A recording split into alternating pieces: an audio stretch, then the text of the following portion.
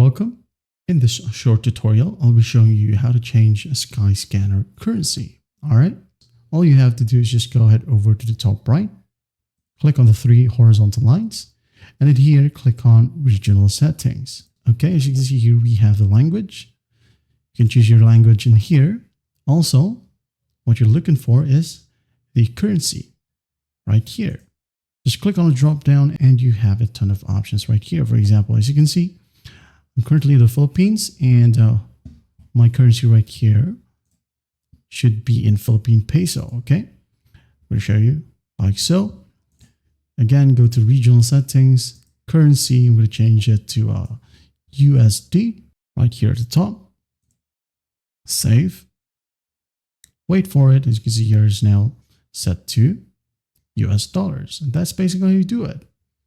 You also have that option in here. Just click on this world icon.